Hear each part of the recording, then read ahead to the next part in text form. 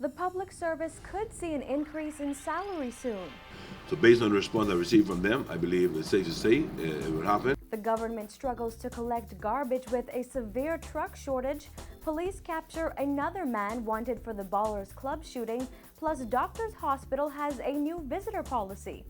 As of June 18th, we intend to implement a welcome desk at the base of our elevator and our stairwell to access the patient floors. I'm Nakia DeVoe, and this is NB12 Weekend.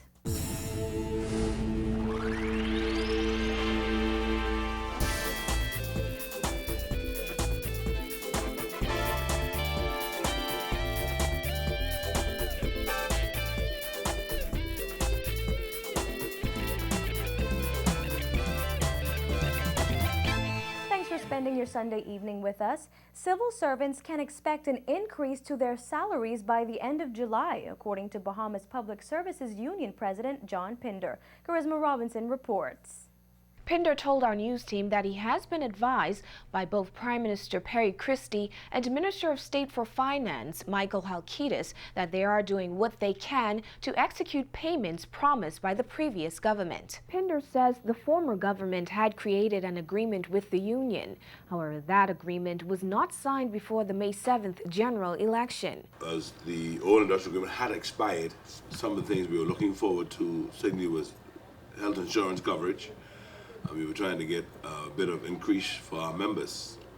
The former government did agree in principle and again in a contract form, unsigned, that they would have given our members a lump sum payment equivalent to their increment and then added to their base salaries in July of this year. The lump sum payment would have come the end of June. Pinder says the government has agreed that health insurance is the way to go, something the former government did not agree to. Instead, they promised that civil servants would be covered under a catastrophic health care plan. This present government is of the view that health insurance is the way to go, and why we did not have any detailed discussion on it. I've been advised by the permanent secretary that for the Ministry of Finance that the catastrophic part of that agreement has been deleted, and they wish to speak on health insurance for the membership. Pinder says it's not much, but he'll take it. So based on the response I received from them, I believe it's safe to say it will happen. It is sad that when I tried to inquire as to why I didn't hear anything about it in the budget, it appears as though the Finance Secretary did not give the Prime Minister certain advice on meetings because he was not a part of them. And so hopefully the Prime Minister would have been satisfied with the industrial agreement was fashioned prior to him coming to office and is prepared to sign off on that. It's difficult. I know it's a very difficult time. We tried to cost our members' salaries to move with inflation, which is sometimes a very hard thing to do. But it is what it is. I think we have to start somewhere. While it's a small increase, it might only be $50 a month in most cases, but it'll help to bridge that gap between the poverty line and living just below it. So a number of them just living right on the poverty line.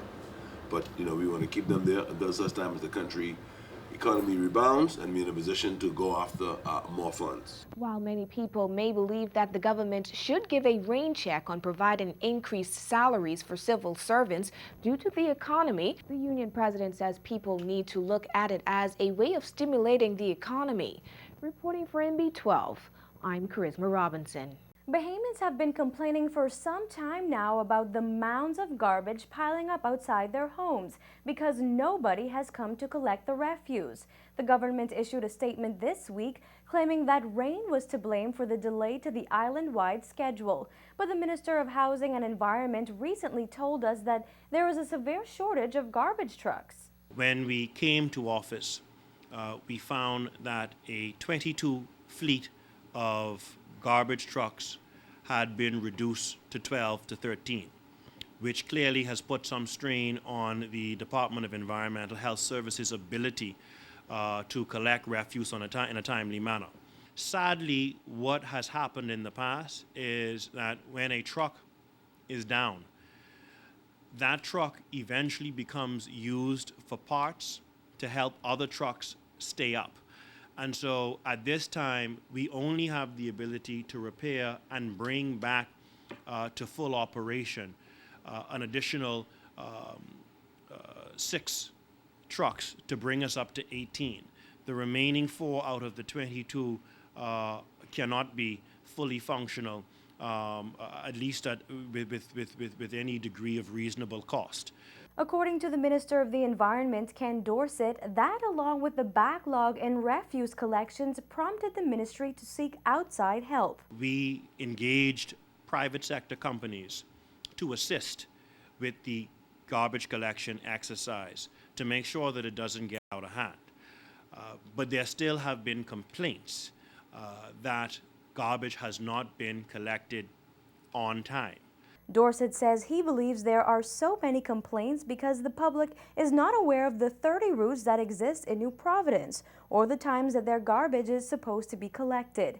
He said he's instructed the director of the Department of Environmental Health Services to set up a help and information desk. What we want is an environment where the expectations of the Bahamian people can be properly managed, to where they know who is on their route, whether it's a private contractor or whether it's the public service, to when their garbage is to be collected, so that if it is not collected on that day, then they can immediately call the help desk or someone within the Department of Environmental Health Services so that we can deal with the situation as quickly as possible.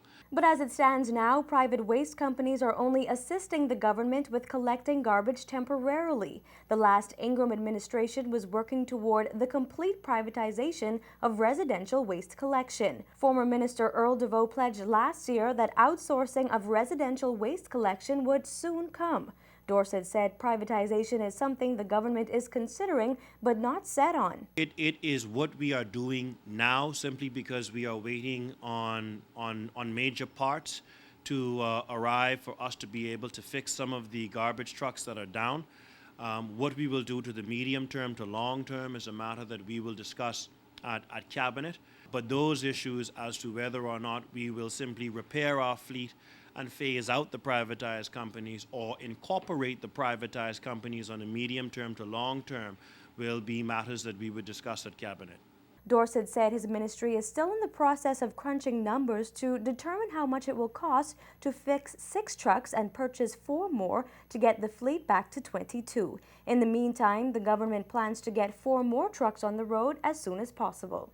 Well, Free National Movement Chairman Charles Maynard has a different story. In a statement released today, Maynard said the Department of Environmental Health had a fleet of 25 vehicles under the F&M's watch, 17 of which were operational on May 7th.